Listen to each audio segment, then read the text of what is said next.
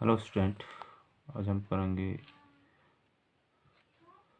Noun cases के बारे में कि नाउन कहाँ कहाँ सेंटेंस में यूज होता है, और सीखते हैं कि नाउन एक सेंटेंस में कहाँ हो सकता है। साथ में ही सीखेंगे कि जो जीरेंट का फंक्शन है वो भी नाउन की तरह है, जो नॉन फाइनाइट वर्ब है। ओके, तो नाउन यूज होता है एक हमारा नॉमिनेटिव केस में, objective case, possessive case, complement of the verb, case in apposition, nominative of address and nominative absolute, इन चीज़ों में यूज होगा। तो जैसे एक सेंटेंस लेते हैं नॉमिनेटिव केस के लिए। नॉमिनेटिव केस जो है, जैसे एक सेंटेंस लेते हैं, जैसे Rahim is playing chess. Rahim is playing chess present continuous का सेंटेंस है। इट मीन्स रहीम है सब्जेक्ट, रहीम है सब्जेक्ट, और सब्जेक्ट जो है नाउन है। नाउन जो है हमारा यहाँ पर नॉमिनेटिव केस का नाउन है। ये नाउन जो है नॉमिनेटिव केस का नाउन है। पहला नाउन नॉमिनेटिव केस क्या था? Objective case. ऑब्जेक्टिव केस के नाउन के लिए जैसे एक सेंटेंस लेते हैं, सी प्लेज, फुटबॉल बोल लीजिए, she plays football. She plays football, it means plays verb का ऑब्जेक्ट फुटबॉल है, इसलिए फुटबॉल नाउन है। That is objective case.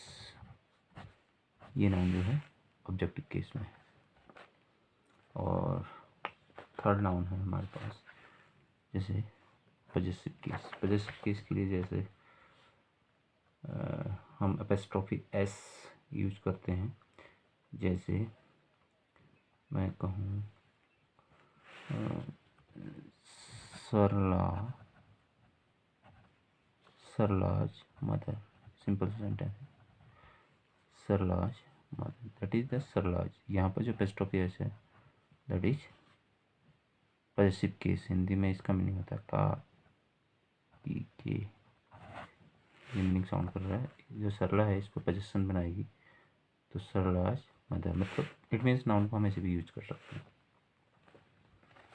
और फोर्थ नाउन है कॉम्प्लीमेंट ऑफ द वर्ब। जैसे कॉम्प्लीमेंट है, जैसे एक सिंपल सेंटेंस है, जैसे she is a teacher. She is a teacher, that is means there is no object. यहाँ पर कोई टीचर ऑब्जेक्ट नहीं है, ये है कॉम्प्लीमेंट। सी ही टीचर है और टीचर ही सी है, ये दोनों एक ही लिविंग पर्सन है। That is complement of the noun. Is जो है यहाँ पर स्टेटिव वर्ब है। स्टेटिव वर्ब यहाँ पर लिंकिंग वर्ब का काम कर रही है, और लिंकिंग वर्ब जो है सी को एक्सप्लेन कर रही है। सी एक टीचर। ओके, नेक्स्ट नाउन हमारे पास है केस इन अपोजिशन। अब केस इन अपोजिशन का मतलब हम एक ही नाउन को दो बार प्रयोग कर सकते हैं, एक साथ रख सकते हैं एक ही नाउन को। फॉर एग्जाम्पल एक एग्जाम्पल लेते हैं इसका। जैसे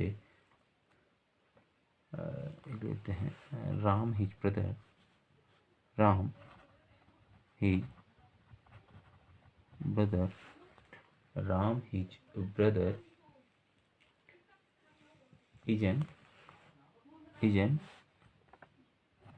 is an honest man, honest man। अब जो राम हिज ब्रदर है, ये दो नाउन है जो राम के ही लिए यूज हुआ है। राम हिज ब्रदर, किसी का भाई राम है और राम के बारे में बात हो रही है, तो इज एन ऑनेस्ट मैन। तो दो नाउन को एक साथ रख रहे, तो इसका मतलब है कि हम नाउन को कैसे यूज कर रहे हैं, केस इन अपोजिशन में। ओके, और नेक्स्ट नाउन है हमारा नेक्स्ट नाउन है नॉमिनेटिव ऑफ एड्रेस। अब नॉमिनेटिव ऑफ एड्रेस में हम नाउन को जैसे यूज करते हैं, जैसे एक सिंपल सा सेंटेंस है, Suresh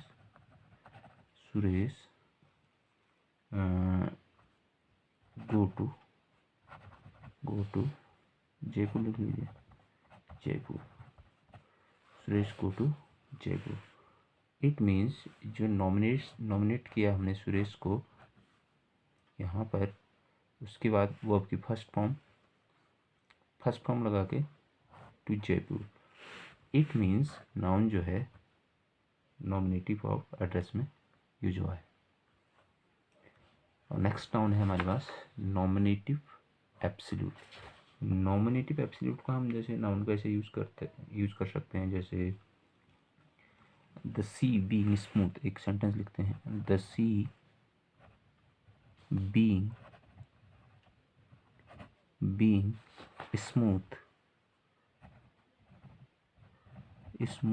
the sea being smooth, we went for sail, we went for sail means सैर करना, समुद्री यात्रा। It means the sea being smooth, we went for sail। अब यहाँ पे जो सी है नाउन है, इट इज नाउन, और यहाँ पर हम प्रेजेंट पार्टिसिपल के रूप में बीइंग, बी की आईएनजी फॉर्म है, तो बीइंग यूज कर रहे हैं। इट मीन्स हम नाउन को ऐसे भी यूज करते हैं, the sea being smooth, we went for sail. तो जो हमारे नाउन हैं वो हमारे इतने केसेस पर